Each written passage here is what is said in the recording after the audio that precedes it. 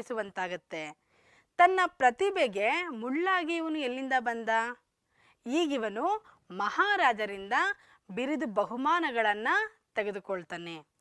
ತಾನೀಗ ಕೈ ಕೆಳಗೆ ಕೆಲಸ ಮಾಡುತ್ತಿದ್ದ ಇತರ ಶಿಲ್ಪಿಗಳ ಮುಂದೆ ನನಗೆ ಅವಮಾನವಾಗ್ತಿದೆಯಲ್ಲ ಎಂದು ತನ್ನ ಮನದೊಳಗನೆ ಯೋಚಿಸುತ್ತಾ, ಅಂದರೆ ತನ್ನ ಮನಸ್ಸಿನಲ್ಲಿಯೇ ಯೋಚಿಸುತ್ತಾ ಉದ್ವೇಗಕ್ಕೆ ಒಳಗಾಗಿ ವಿಶು ಜ್ಞಾನವನ್ನು ತಪ್ತಾನೆ.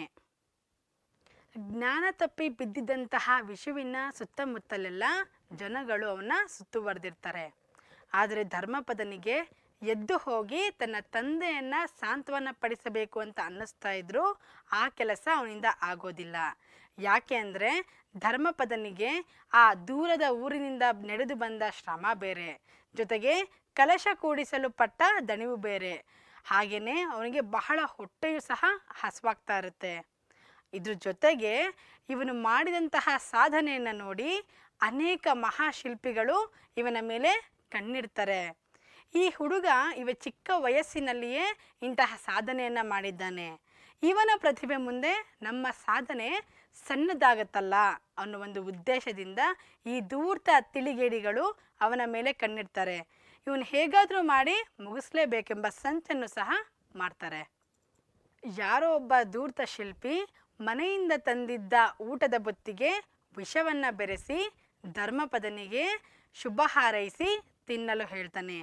ತಗೋ ಮಗು, ನೀನು ಬಹಳ ದಣಿದಿದ್ದೀಯಾ, ನಿನಗೆ ಹಸಿವು ಸಹ ಆಗಿರುತ್ತೆ, ದಯವಿಟ್ಟು ಇದನ್ನು ತಿನ್ನು. ನನ್ನ ಹೆಂಡತಿ ಬಹಳ ಸೊಗಸಾಗಿ ಅಡುಗೆಯನ್ನು ಮಾಡಿರ್ತಾಳೆ, ಹಸಿದವನಿಗೆ ಊಟ ಕೊಡೋದು ನಮ್ಮ ಧರ್ಮ, ತಗೋ ಎಂದು ಬಹಳ ಬಲವಂತ ಮಾಡ್ತಾನೆ. ಆಗ ಧರ್ಮಪದನಿಗೆ ಬಹಳ ಸಂತೋಷ ಆಗತ್ತೆ. ಯಾರೋ ಒಬ್ಬರು ನನಗೆ ಬಂದು ಊಟ ಕೊಡ್ತಾ ಇದ್ದಾರಲ್ಲ, ಅದು ಇಷ್ಟು ಪ್ರೀತಿಯಿಂದ ಅಂತ ಅವನು ಮನದಲ್ಲೇ ಸಂತೋಷವನ್ನು ಪಟ್ಟು ಅವನಿಗೆ ಹೇಳ್ತಾನೆ, ನಿಮ್ಮ ಮಾತಿನಲ್ಲೇ ನನಗೆ ಹೊಟ್ಟೆ ತುಂಬೋಗ್ತಾ ಇದೆ, ನಿಮ್ಮ ಪ್ರೀತಿ ನನಗೆ ತುಂಬ ಇಷ್ಟ ಆಗಿದೆ ಅಂತ ಹೇಳ್ತಾ ಇರ್ತಾನೆ. ಈ ರೀತಿಯಾದಂತಹ ಭಾವನೆಯನ್ನು ಈ ಧೂರ್ತ ಶಿಲ್ಪಿ ಧರ್ಮಪದನ ಬಗ್ಗೆ ಹೇಳಿ, ಹಾಗೆಯೇ ಧರ್ಮಪದನು ಸಹ ಅವನ ಬಗ್ಗೆ ಒಳ್ಳೆಯ ಅಭಿಪ್ರಾಯವನ್ನು ಸಹ ಪಡ್ಕೊಳ್ತಾನೆ. ಆಗ ಧರ್ಮಪದನ ದೃಷ್ಟಿ ತನ್ನ ತಂದೆಯ ಮೇಲೆ ಹೋಗುತ್ತೆ. ಆಗ ಈ ಧೂರ್ತ ಶಿಲ್ಪಿ ಹೇಳ್ತಾನೆ, ಅವನ ಪಾಡಿಗೆ ಅವನು ಎಚ್ಚರಗೊಳ್ತಾನೆ. ಇಷ್ಟು ದಿನ ಇವನಿಗೆ ನಾನೇ ಒಬ್ಬ ಮಹಾಶಿಲ್ಪಿ ಅನ್ನೋ ಹೆಗ್ಗಳಿಕೆ ಇತ್ತು, ಆದರೆ ಈಗ ಏನಾಯಿತು? ಅದಕ್ಕೆ ಹೇಳೋದು, ಪದವಿ ಬಂದಾಗ ಅಹಂಕಾರ ಪಡಬಾರ್ದು, ನೀನು ತಿನ್ನು ಮಗು ಅಂತ ಹೇಳಿ ಧರ್ಮಪದನಿಗೆ ಪುಸಲಾಯಿಸ್ತಾನೆ. ಬುತ್ತಿಯಲ್ಲಿದ್ದ ರೊಟ್ಟಿಯನ್ನು ಧರ್ಮಪದ ಇನ್ನೇನು ಕಚ್ಚಿ ತಿನ್ನಬೇಕೋ ಅನ್ನೋಷ್ಟರಲ್ಲಿ ಆಕಾಶ ಮಾರ್ಗವಾಗಿ ಹಾರಾಡುತ್ತಾ ಬಂದ ಗಿಡುಗವೊಂದು ಬುತ್ತಿಗೆ ಎರಗಿ ರೊಟ್ಟಿಯನ್ನು ಕಚ್ಕೊಂಡು ಹಾರಿ ಹೋಯಿತು. ಬುತ್ತಿಯಲ್ಲಿದ್ದ ತಿನಿಸು ಅಂದರೆ ಬುತ್ತಿಯಲ್ಲಿದ್ದ ರೊಟ್ಟಿಗಳೆಲ್ಲವೂ ಮಣ್ಣು ಪಾಲಾಯಿತು. ಇದನ್ನು ನೋಡಿ ಆ ಧೂರ್ತ ಮಹಾಶಿಲ್ಪಿಗೆ ಬೇಜಾರಾಗುತ್ತೆ.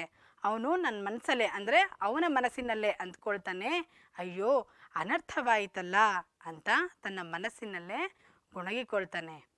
ಹೋದರೆ ಹೋಯ್ತು, ಋಣವಿಲ್ಲ ಬಿಡು, ಅನ್ನದ ಋಣ ಇರಬೇಕಲ್ವಾ, ಏನಾದರೂ ತಿನ್ಬೇಕಂದ್ರೆ ಅಂತ ವೇದಾಂತಿಯಂತೆ ಮಾತನಾಡ್ತಾನೆ ಆ ಧೂರ್ತ ಶಿಲ್ಪಿ.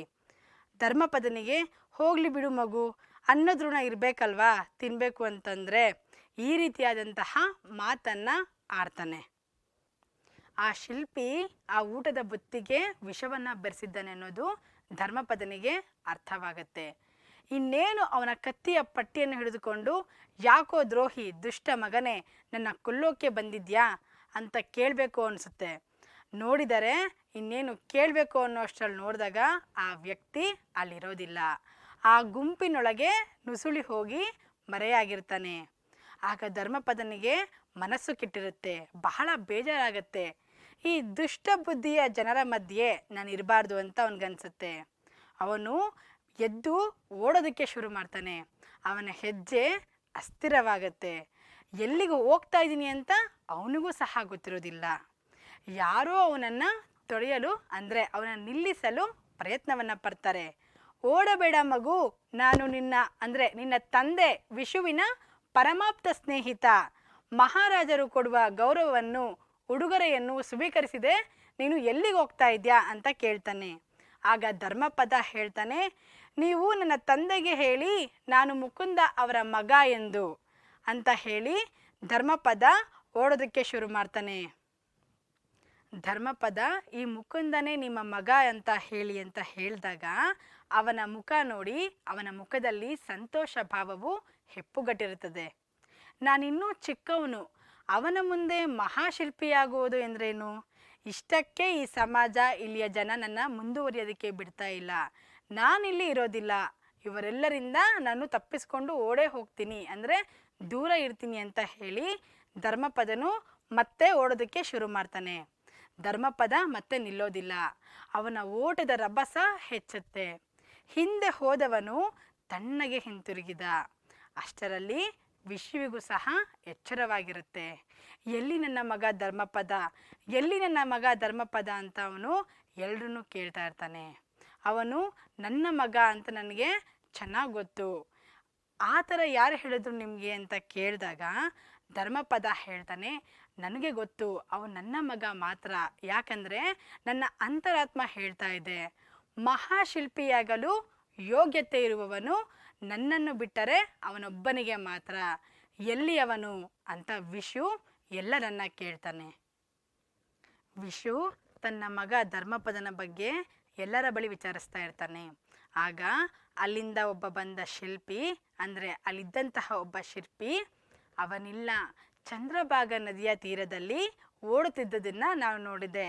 ಅಂದರೆ ಧರ್ಮಪದನು ಚಂದ್ರಭಾಗ ಎಂಬ ನದಿಯ ತೀರದಲ್ಲಿ ಓಡುತ್ತಿದ್ದುದನ್ನು ನಾನು ನೋಡಿದೆ. ಅವನೆಲ್ಲೋ ನದಿಯಲ್ಲಿ ಮುಳುಗಿ ಸತ್ತಿರಬೇಕು. ಆಗ ಮಹಾಶಿಲ್ಪಿ ವಿಶು ಮೌನಿಯಾಗ್ತಾನೆ. ನಿರಂತರ ಮೌನಿಯಾದ. ಸಕಲ ಬಿರುದುಗಳು, ರಾಜಸ್ಥಾನದಿಂದ ಗೌರವ ಪ್ರಶಸ್ತಿಗಳು ಇವೆಲ್ಲವೂ ಸಹ ಧರ್ಮಪದನನ್ನು ಹುಡುಕಿಕೊಂಡು ಬರುತ್ತೆ. ಆದರೆ ಅವನ್ನೆಲ್ಲ ಸ್ವೀಕರಿಸಲು ಧರ್ಮಪದ ಎಲ್ಲಿದ್ದಾನೆ? ವಿಶುವಿಗೆ ಅದನ್ನು ಒಪ್ಪಿಸಲು ಬರ್ತಾರೆ. ಆದರೆ ವಿಶು ಆ ಪ್ರಶಸ್ತಿಗಳನ್ನೆಲ್ಲ ತೆಗೆದುಕೊಳ್ಳುವ ಸ್ಥಿತಿಯಲ್ಲಿ ಇರೋದಿಲ್ಲ. ಅವನಿಗೆ ಅವನ ಎದೆಯಲ್ಲಿ ಮಾತ್ರ ಅವನ ಮಗನ ಬಗ್ಗೆ, ಅವನು ಒಂದು ದೊಡ್ಡ ಮಹಾಶಿಲ್ಪಿ ಅನ್ನುವ ಮಂತ್ರ ಸದಾ ಮೊಳಗ್ತಲೇ ಇರುತ್ತೆ. ಅದು ಎಂದೆಂದಿಗೂ ನಿಲ್ಲದ ಮಹಾಮಂತ್ರವಾಗಿ ಅವನ ಎದೆಯಲ್ಲಿ ರಾರಾಜಿಸ್ತಾ ಇರುತ್ತೆ.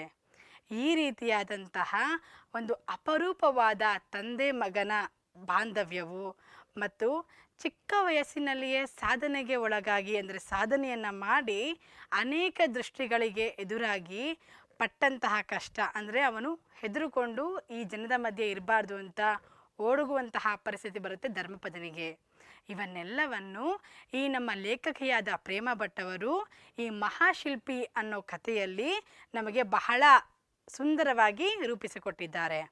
ನಿಮಗೂ ಈ ಪಾಠ ಬಹಳ ಚೆನ್ನಾಗಿ ಅರ್ಥವಾಗಿದೆ ಅಂದ್ಕೊಳ್ತೀನಿ ಮಕ್ಕಳೇ. ಮುಂದಿನ ಪಾಠದಲ್ಲಿ ಭೇಟಿಯಾಗೋಣ. ಧನ್ಯವಾದಗಳು.